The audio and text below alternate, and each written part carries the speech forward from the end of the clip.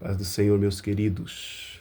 Deus abençoe a todos em nome de Jesus. Vamos para mais um resumo da nossa Escola Bíblica Dominical. Nós vamos estudar a lição de número 7, as naturezas humana e divina de Jesus. Vamos estudar aí a união hipostática de Cristo, ou seja, Jesus homem e Jesus Deus, definindo aí esse estudo, essa apologética sobre esta união em um mesmo corpo, residindo a divindade e a humanidade de Jesus. Então, vai ser usado o escritor Ezequias Soares, o comentarista Ezequias Soares da revista, ele usou alguns versículos aqui que mostram a natureza humana e divina de Jesus no mesmo texto, no mesmo versículo, e isso é muito importante para a nossa compreensão. Nós estudamos na lição de número 3, o verbo encarnado, que falou aí sobre a humanidade de Jesus, o Deus entre os homens, o Deus conosco, o Emanuel de Isaías. Nós estudamos na lição de número 5, a divindade de Jesus. Estudamos na lição de número 6, o Filho é igual com o Pai, falando também aí das naturezas de Cristo, enfatizando aí a sua divindade, a igualdade com Deus. E hoje nós vamos aí dar sequência nesse estudo, mostrando textos aí que mostram a dupla natureza de Jesus, o Jesus homem e o Jesus Deus. O texto áureo está escrito: dos quais são os pais e dos quais é Cristo segundo a carne, natureza humana, o qual é sobre todos, Deus bendito eternamente. Amém. Nesse versículo de Romanos 9,5, nós já vemos aí Paulo apresentando Jesus como homem e Jesus como Deus. Quando fala da carne, a sua natureza humana. Quando fala Deus bendito eternamente, ele está falando da sua natureza divina. Verdade prática: Jesus é o eterno e verdadeiro Deus e, ao mesmo tempo, o verdadeiro homem. A leitura bíblica em classe, ele vai usar o texto de Romanos 1, e também Filipenses 2, 5 ao 11, textos aí conhecidos, que no decorrer das lições aí nós fomos lendo, apresentando, comentando, e nesta lição também nós vamos comentar esses versículos no decorrer da lição. A introdução, ele inicia falando dos concílios que acontecem para aí trazer aí um assunto que às vezes as heresias tentava de alguma forma negar, as doutrinas bíblicas. Acontece aqui no Concílio de Nicéia, ele vem aí fazendo uma apologética à cristologia. Depois a Trindade, no Concílio de Constantinopla, acontecendo aí os dois no século IV depois de Cristo, o ano 325, o de Nicéia, e o ano 381, o de Constantinopla. Surgem novas especulações teológicas em torno das naturezas de Cristo, humana e divina. Havia sido discutido e surgiu novas discussões sobre a natureza humana e divina de Cristo. Essas controvérsias deram origem ao Concílio de Calcedônia, século V, 451 depois de Cristo. Hoje, um bairro de Istambul, na Turquia. A presente lição é sobre o nestorianismo e o monofisismo, dois pensamentos considerados heréticos no Concílio de Calcedônia. Nós vamos comentar um pouquinho sobre esse assunto no decorrer da lição. Eu tenho aqui em mãos a declaração de fé, mais uma vez apresentar aos irmãos, que a partir da página de número 217, vai falar dos credos ecumênicos, o que foi tratado nesses concílios. Ele vem aqui falando do credo dos apostólicos, o credo de Calcedônia, o credo, o credo niceno constantinopolitano, Metropolitano, né, de Constantinopla, e o credo de Calcedônia, que termina aqui no 220, que vai ser tratado hoje nesta lição. Inclusive, essa declaração de fé é organizada também pelo comentarista da lição, o pastor Ezequias Soares. Então, a declaração de fé a partir da página 217 vai tratar aí dos credos ecumênicos. Na página 220 aí, o concílio de Calcedônia é ali escrito. Nós vamos ler no final da lição. Irmãos, a dupla natureza de Jesus, ela é ensinada na Bíblia Sagrada desde o Antigo Testamento. Nós vamos ver Isaías falando da dupla natureza de Jesus. Ele vai falar no capítulo 9, verso 6 de Isaías, ele vai trazer para nós aí a ideia da dupla natureza de Jesus, uma doutrina bíblica que desde o Antigo Testamento ela já é comentada, já é ensinada, já é afirmada, né? No capítulo 7, verso 14, nós já vamos ver Isaías falando do Emanuel, que em Mateus 1, 23, Mateus já vai definir que é o Deus conosco, né? O significado da palavra ou do nome Emanuel. 7,14 vai estar assim: portanto, o mesmo Senhor vos dará um sinal, e eis que uma virgem conceberá e dará à luz um filho, e será o seu nome Emanuel. Deus vai dizer que é Deus conosco. Em 9,6,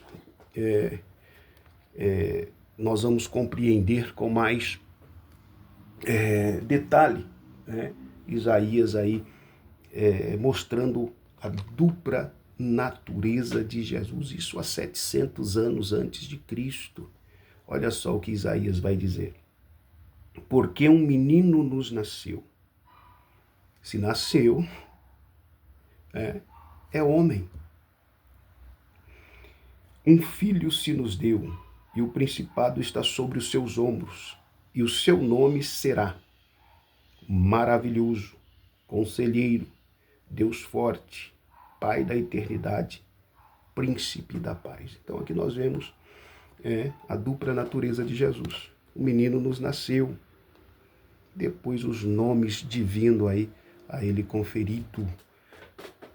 Então mostra a dupla natureza de Jesus. Nós vamos ver também no texto de Isaías, no capítulo 53, ele mostrando aí a humanidade de Jesus, o sofrimento de Jesus, com detalhes, e também aí a morte de Jesus na cruz do Calvário. Se morreu, se sofreu como homem. Nós vamos ver no Evangelho de Mateus, mostrando a genealogia de Jesus. A genealogia de Jesus em Mateus, no capítulo 1, vai mostrar que ele vem da descendência, e ele é descendente, né?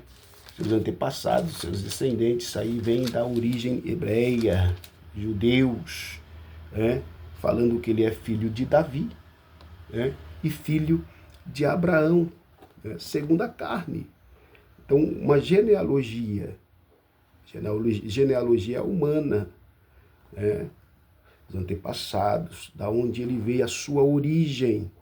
Vai dizer, livro da geração de Jesus Cristo, filho de Davi, filho de Abraão. Ele vem contando aqui, vai mostrar as mulheres também, como Raabe, Betseba, de uma forma indireta, mas dar-nos a entender aí que está falando diretamente dela.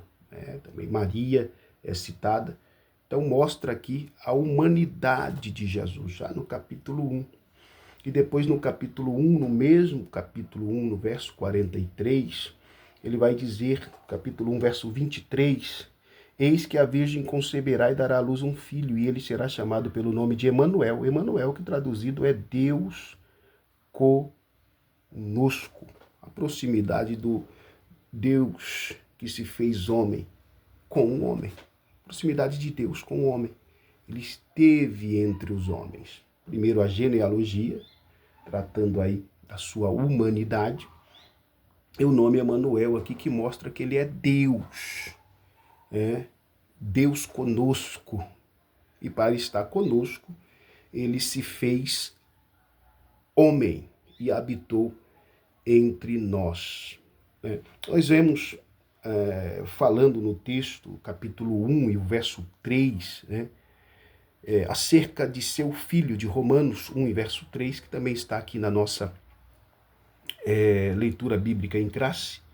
Ele vai dizer que o apóstolo está se referindo aos ancestrais de Jesus. Ele veio de uma família humana. Acerca de seu filho que nasceu da descendência de Davi, segundo a carne. O versículo 4. Declarando filho de Deus em poder, segundo o Espírito de santificação, pela ressurreição dos mortos, Jesus Cristo nosso Senhor. Então, mostra que ele tem uma genealogia, seus ancestrais, ele veio de uma família humana, e fecha o versículo 4, Paulo dizendo em Romanos 1, 3 e 4, que ele se declarou filho de Deus. E nós aprendemos na última aula que quando se declarava filho de Deus, ele está se fazendo igual ao Pai, igual a Deus. Sendo igual a Deus, ele é o próprio Deus. Para um judeu, se declarar filho de Deus é a mesma essência, é o mesmo Deus na mente de um judeu. Então, ele está se colocando como Deus. Então, nesses versículos apresenta aí Jesus como homem e Jesus como Deus. Também Filipenses, no capítulo que também está na nossa leitura bíblica em classe, está escrito, Filipenses 2, a partir do versículo 5, de sorte que haja em vós o mesmo sentimento que houve em Cristo Jesus, que sendo em forma de Deus, não teve por usurpação ser igual a Deus, mas aniquilou-se a si mesmo, tomando a forma de servo, fazendo-se semelhante aos homens, e achando na forma de homem, humilhou-se a si mesmo, sendo obediente até a morte e morte de cruz. Pelo que também Deus o exaltou soberanamente e lhe deu um nome que é sobre todo o nome, para que ao nome de Jesus se dobre todo o joelho, os que estão nos céus e na terra e debaixo da terra. Então mostra aí a supremacia, a autoridade do Cristo. Mas antes disso, ele está no céu de glória, e ele se coloca à disposição. Ele vem para morrer por nós. O texto vai deixar bem claro que ele, tendo a forma de Deus, ele não teve por usurpação ser igual a Deus. Ou seja, ele se despiu, mas aniquilou-se a si mesmo. E ele toma a forma de servo e faz semelhante aos homens. Ele se faz semelhante aos homens. Ele se faz semelhante aos homens. E usurpação, ele não vai fazer uso da sua divindade enquanto homem. Ele se torna homem, ele vive como homem, ele morre como homem, ele nos resgata como homem, porque era necessário. Então ele não vai usar, ele se desapega, ele tira, se despe da sua glória e se faz homem para habitar entre nós. O Deus conosco, o período de 33 anos conosco aí, como homem, a sua obra aí, ou seu ministério em operação nos 3 anos e meio, final da sua vida. Interessante que Jesus, ele mostra também a sua humanidade, ou os textos relatam que ele vem de uma virgem, ele nasce de uma mulher, é gerado pelo Espírito Santo, concebido no ventre de Maria, está em Mateus 1:20 e Lucas 1:35. Vamos ler esses textos. Mateus 1:20, já está aberto aqui, estava lendo. 1:20. E projetando ele isso, eis que em sonho lhe apareceu um anjo do Senhor, dizendo: José, filho de Davi, não temas receber a Maria, tua mulher, porque o que nele está gerado é do Espírito Santo. A divindade, porque é gerado pelo Espírito Santo, e conceber, o estar no ventre.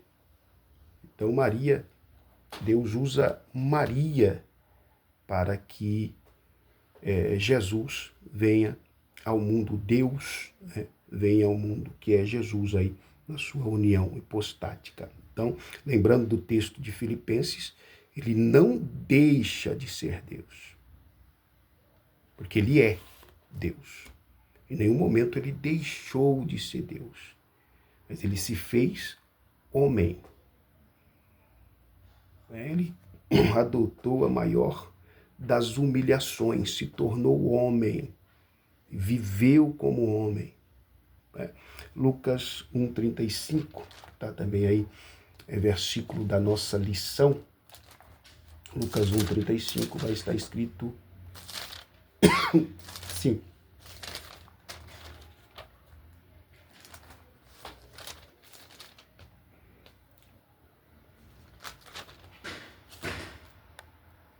E respondendo o anjo, disse-lhe: descerá sobre ti o Espírito Santo, e a virtude do Altíssimo te cobrirá com a sua sombra.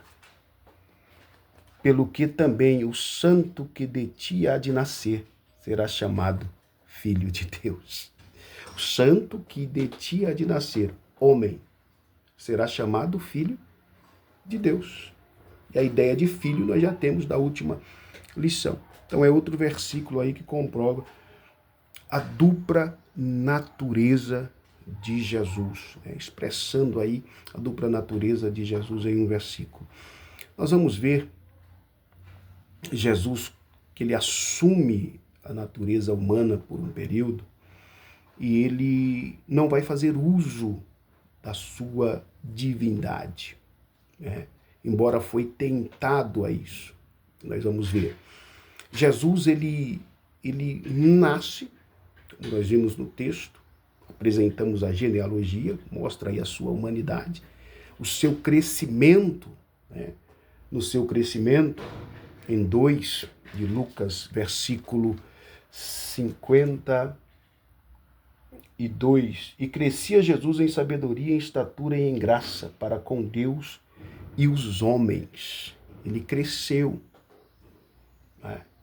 Ele cresceu em sabedoria, em graça e em estatura. Foi uma criança, como as demais. Amamentou, brincou como criança, sorriu como criança, viveu como homem.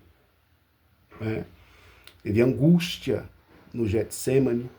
Jesus chorou como homem. Lembra do momento que Lázaro morre? Vai dizer o texto que Jesus chorou. Isso é um sentimento humano, é peculiar de um ser humano chorar. Jesus cansou, Jesus dormiu. Deus não dorme. Jesus sofreu, teve dor, sentiu tristeza e angústia, se irou no templo com as injustiças que ali estavam acontecendo. Jesus se ira, Jesus sente alegria. Então, Jesus, ele viveu, se alimentou, comeu. Isso mostra aí a sua humanidade, e não fez uso da sua divindade. Em momentos ele se apresenta como Deus, dizendo eu sou, ele é adorado como Deus, e ser adorado ele não se apresentou, ele não pediu adoração, Ele fez milagres e decorrente daquilo, ou o milagre da salvação, a libertação, ele é adorado, né? Mas recebeu adoração. E quem recebe adoração é somente Deus. Nisso ele estava demonstrando que ele é o próprio Deus, né? O eu sou, né? Que mostra ele como Deus. Eu e o Pai somos um, mostrando a sua divindade. Então ele não hesitou também em mostrar a sua divindade. Ele se mostra homem, também se mostra Deus, porque ele é pleno homem e pleno Deus, né? Alguém não usa a expressão 100%, né? Porque pode se calcular e dar 200%. Então nós usamos aqui a linguagem, a palavra pleno. Ele é pleno homem e pleno Deus. Plenitude da sua união hipostática. Cristo sendo homem e sendo Deus. Nós vamos ver Jesus sendo tentado, a sua divindade, e termina também com a sua humanidade. No capítulo 4 de Mateus, nós vamos ver Jesus sendo levado ao deserto para ser tentado pelo diabo. Nós vamos ver ali a tentativa de fazer Jesus negar Filipenses, capítulo 2, negar a sua essência, negar o propósito para qual ele veio, né? Ele veio para sofrer como homem, ele veio para morrer como homem. Era necessário que um homem fosse sacrificado, e Jesus se colocou à disposição. Vai dizer que ele é levado como ovelha muda. Quer dizer, Jesus não questionou nada. Ele se colocou à disposição para morrer por nós. Ele veio pela sua própria vontade. Ele é o próprio Deus. Para nós entender, ele como homem vai citar o enviado de Deus, porque o Pai me enviou como homem. Mas como Deus, ele se coloca à disposição para se fazer homem. Esperamos que nestas aulas isso fica nítido em nós e fica esclarecido a divindade de Jesus e a humanidade de Jesus.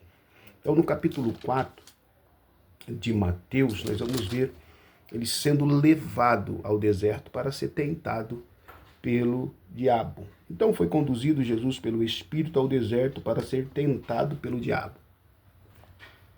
E tendo jejuado 40 dias e 40 noites, depois teve fome. Fome é peculiar de quem? Do homem, a natureza humana de Jesus. Não contente, no versículo 3, ele já tenta colocar dúvida no Jesus homem. Ele tenta colocar ali uma dúvida, ele vai falar, eu vou atacá-lo. Ele vai parar com essa obra aí. Ele vai desistir, mesmo sabendo que isso era quase que impossível. Mas, e chegando-se a ele, o tentador disse, se tu és o Filho de Deus, manda que estas pedras se tornem em pães. Tentando colocar dúvida. Se tu és o Filho de Deus. Nós aprendemos na última aula que este título, este nome dado a Jesus, esse título dado a Jesus, Filho de Deus, prova aí, mostra a sua divindade. O Filho era igual ao Pai, em substância, em essência. Então, está falando, você é Deus, se tu é Deus. Se tu é Deus, você tem poder para mandar essas pedras se tornar pães. Ele tinha em mente que, sabendo que se Jesus faz uso da sua divindade, ele estava negando a sua humanidade e negando a obra para a qual ele veio, o sacrifício para o qual ele se colocou à disposição de sofrer em nosso lugar, por nós. Então ele tenta colocar essa dúvida, então se torna Deus e transforma esse pães. essas pedras em pães, tentando fazer Jesus fazer uso da sua divindade. E assim, a essência da cruz, o sofrimento do Jesus homem ser perdido. Mas Jesus vai dizer, ele porém respondendo disse, está escrito, nem só de pão viverá o homem, mas de toda a palavra que sai da boca de Deus. Eu sou homem, eu sou dependente de Deus, eu sou dependente da palavra de Deus, eu sou dependente do Espírito, o Espírito que me trouxe aqui. Ele poderia muito bem fazer uso, falar, estou com fome, vou transformar, porque para ele tudo era natural, era fácil, porque ele é Deus.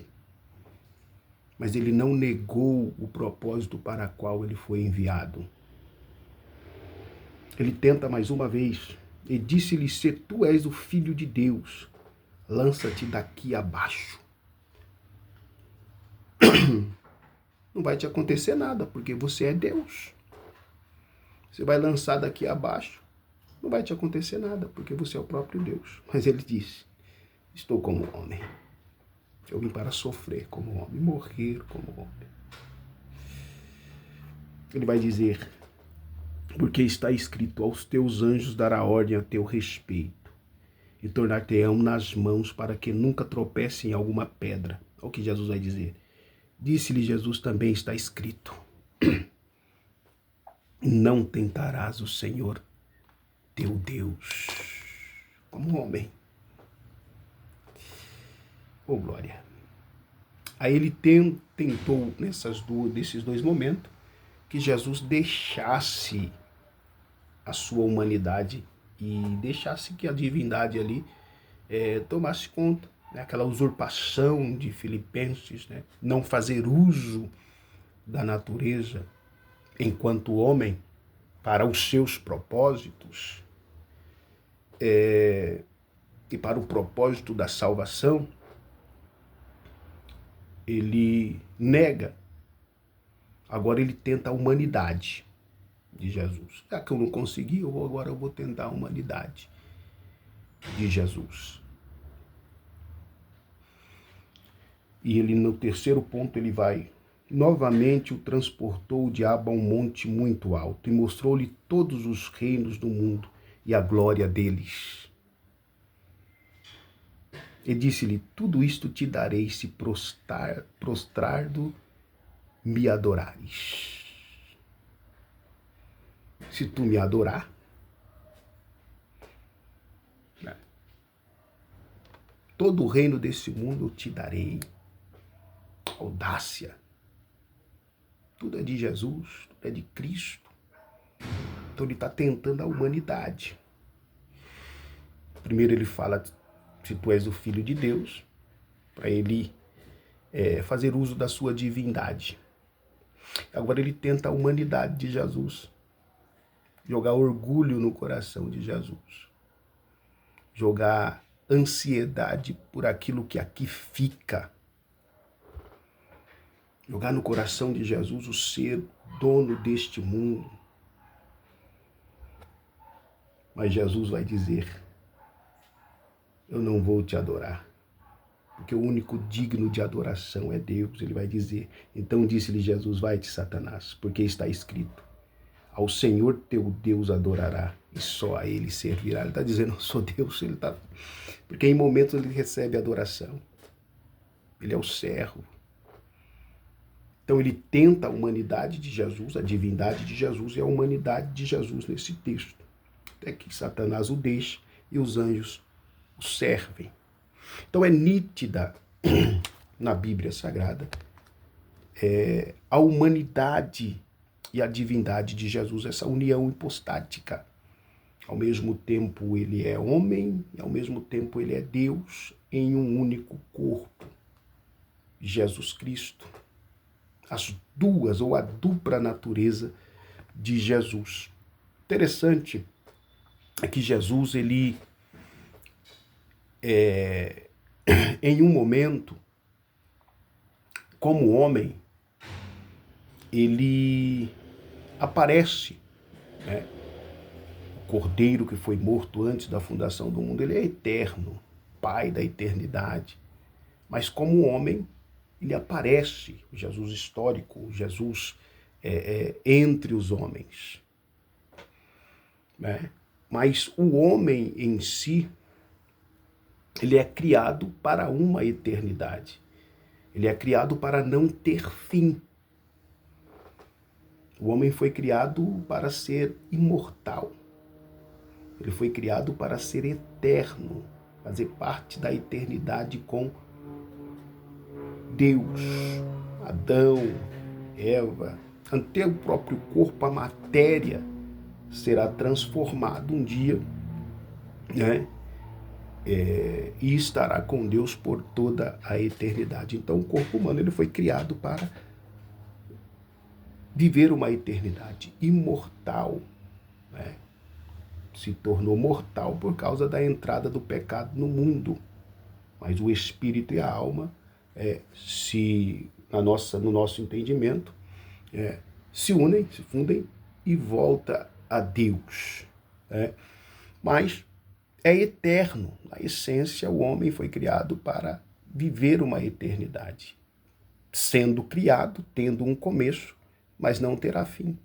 Tanto é que Jesus vem falando sobre o inferno e sobre o céu de glória, sobre a recompensa após a morte, sobre aqueles que infelizmente viverão uma eternidade longe da presença de Deus, ou seja, no inferno. Aqueles que creem em Jesus, como diz a Escritura, ele vai viver uma eternidade ao lado de Jesus. Fala da eternidade. Então o homem, ele foi criado para não ter fim. E com isso, Jesus também continua sendo homem. Ele é Deus homem mesmo no céu. Paulo vai dizer porque nele habita corporalmente toda a plenitude da divindade, em Colossenses, falando também aí da divindade e da humanidade de Jesus. E Paulo, em Timóteo, no capítulo 2 Timóteo, no capítulo 2 e verso 5, se não me falha a memória, vamos ver se é isso mesmo, capítulo 2 e verso 5 de 2 a Timóteo.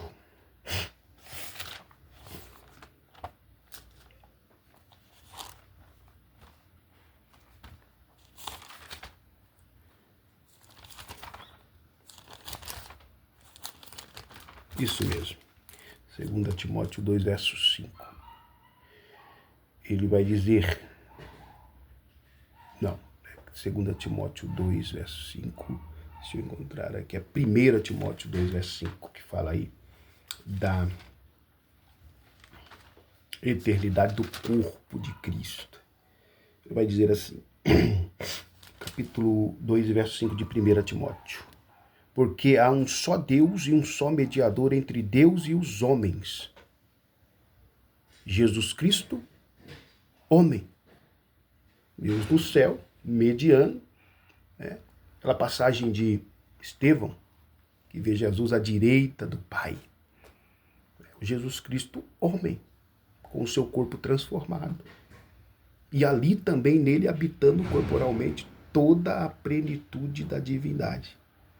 Ele não vai deixar de ser homem em nenhum momento da sua existência. Ele é eterno, né? Não vai deixar de ser homem. Ele se tornou homem, sim, no meio da história, quando ele aparece nos tempos bíblicos, no ventre de Maria, fazendo uso do corpo de uma mulher para se tornar homem. Então ele é criado como homem, gerado pelo Espírito Santo. Mas a eternidade agora do corpo que não terá fim, ele permanece homem. Ele permanece homem por toda a eternidade. E hoje, intercedendo por nós. A visão de Estevão. Irmãos, também há um texto importante que está em 2 Timóteo 2, versículo 13, e vai dizer lá que em nenhum momento ele deixou de ser Deus. 2 Timóteo 2 vai dizer que 2,13, que ele permanece fiel, porque não pode negar a si mesmo. Se fomos infiéis, ele permanece fiel, pois não pode negar a si mesmo. Ele é Deus. Não deixou de ser Deus. Sempre foi Deus. Desde a eternidade ele é Deus. Oh glória! Se tornou homem. Habitou entre nós. Sofreu. Tudo aquilo que falamos. Como homem. Se apresenta como Deus em momentos. Porque nele habita corporalmente toda a plenitude da divindade. Então, é a dupla natureza de Cristo. Irmãos, no capítulo 2 vai aparecer aí algumas heresias. Eu quero ser bem rápido para falar sobre esse assunto, de Nestório, que é o nestorianismo, e também o diêutico, que é o monofisismo. O nestorianismo, ele vai falar, segundo esse pensamento, segundo o pensamento nestoriano, as duas naturezas de Cristo, a humana e a divina, eram duas pessoas. Essa foi a acusação contra ele. Então, uma pessoa com duas naturezas é Jesus. É uma pessoa com duas naturezas. Não eram duas pessoas em um corpo. Não, eram um corpo com duas naturezas. Não habitava duas pessoas em um mesmo corpo, mas habitava em uma pessoa a natureza divina e a natureza humana. E esse Nestório, ele foi um bispo de Constantinopla, no século V, entre 428 e 430, ele exerceu ali como bispo, em Constantinopla. E ele discordava do título, ponto forte, que era dado a Maria. Nestório discordava do título dado a Maria, defendido por Cirilo de Alexandria, que era o título mãe de Deus. Como que ela poderia ser mãe de Deus se Deus é eterno? Se Deus é eterno. Então ela não poderia, mas eles vão defender o título lá, portadora de Deus, ou seja, o corpo foi usado para portar, para carregar em si o Jesus divino. Mas ela foi mãe do Jesus humano, dela que ele herda a natureza humana. É mãe de Deus, seria aí ela exercer autoridade sobre Deus, sobre Jesus. Aquela frase que ele sempre usa, pede à mãe que o filho atende. Não. Nós vamos ver no primeiro milagre que Jesus torna a água em vinho, aquela transformação da água em vinho, ela vai indagar Jesus, pedindo para Jesus, falando que o vinho havia acabado. Ele vai dizer: mulher, o que tenho eu contigo? Outro detalhe importante é que em nenhum momento Jesus vai chamá-la de mãe, vai chamá-la de mulher, mostrando aí que ela teve um papel importante, a respeitava, lógico, como devemos respeitar, como serva de Deus, como irmã em Cristo, mas não exercendo a mesma autoridade de Jesus ou maior autoridade de Jesus. Não, quem tem autoridade é aquele que ela carregou em seu ventre, porque ele é o Jesus, porque um menino nos nasceu, o principado está sobre os seus ombros e o seu nome será Maravilhoso, Deus forte, Pai da eternidade, Príncipe da paz. Então, ela teve o privilégio de levar em seu ventre de ser a mãe de Jesus. Aquilo que eles estavam defendendo aqui, a portadora do Filho, portadora de Jesus, ou a portadora de Deus, não a mãe de Deus. Não conferimos autoridade a ela. E nisso, ele estava contra a história. Sim, Maria é mãe do Jesus humano, que está em Mateus 2,11, que nós lemos, e não mãe de Deus, visto que Deus é eterno. Deus é eterno. Embora a posição de Nestório fosse bíblica e teologicamente correta, a popularidade do termo mãe de Deus de Cirilo impediu o êxito do termo e da explicação de Nestório. A preocupação dele era menos com a mariolatria e mais com as ideias do arianismo. Então, ele constrói essa ideia, depois o nestorianismo que nós vimos aqui, ele vai defender aí que havia no corpo humano de Jesus duas pessoas. Segundo o pensamento nestoriano, as duas naturezas de Cristo, a humana e a divina, eram duas pessoas. Essa foi a acusação contra ele. Nós acreditamos que uma pessoa com duas naturezas, a natureza humana e a natureza divina. Depois, o termo que é usado aqui é o monofisismo, que vem aí ser defendido aí, que o principal expoente é o Eutico, e também conhecido como Eutique.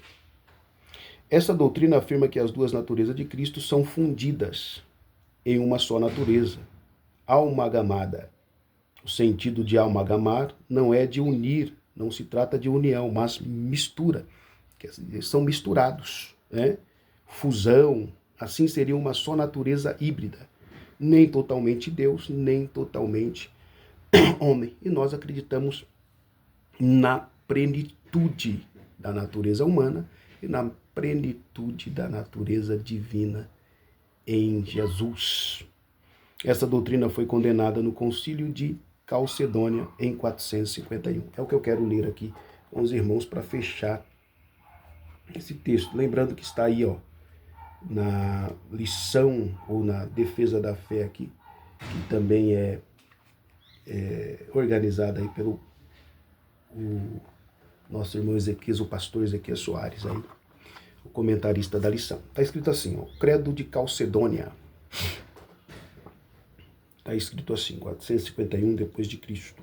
Fiéis aos santos pais, todos nós perfeitamente unânimes, ensinamos que se deve confessar que nosso Senhor Jesus Cristo é o mesmo e único Filho, perfeito quanto à divindade e perfeito quanto à humanidade, verdadeiramente Deus e verdadeiramente homem, constando de alma racional e de corpo consubstancial ao Pai, segundo a divindade, e consubstancial a nós, segundo a humanidade. Em todas as coisas semelhante a nós, exceto no pecado, gerado segundo a divindade, antes dos séculos pelo Pai e segundo a humanidade por nós e para nossa salvação, gerado da Virgem Maria, a portadora de Deus. Nós vimos ali.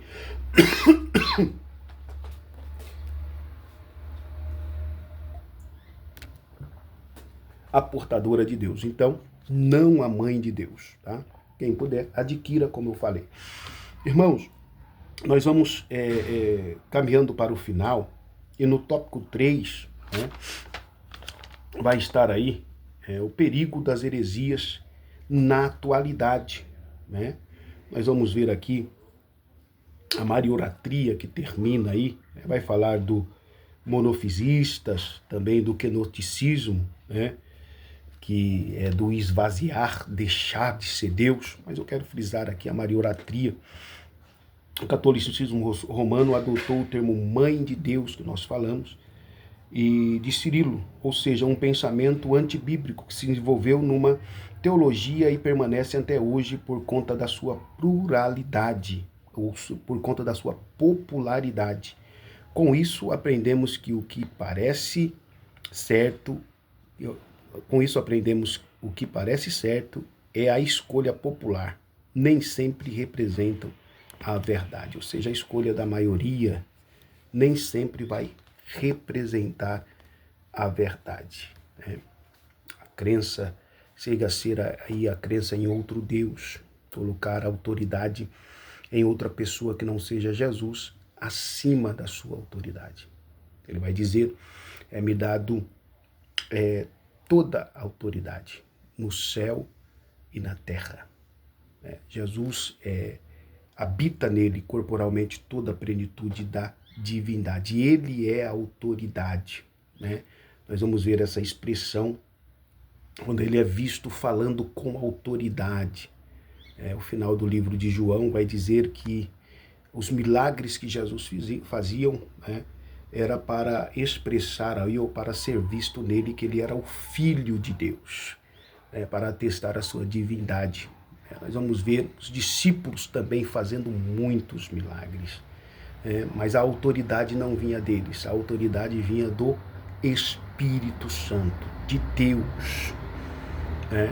Os discípulos expulsavam demônios, curou algumas enfermidades, mas nós não vemos eles andando sobre as águas, embora Pedro, por um momento, nós não vemos eles tendo autoridade, mostrando autoridade sobre a natureza. Nós vemos Cristo fazendo isso, nós vemos transformar água em vinho, mas ao homem foi dado também autoridade, mas a autoridade que estava sobre Jesus, a autoridade que estava sobre Jesus, que é do Espírito Santo.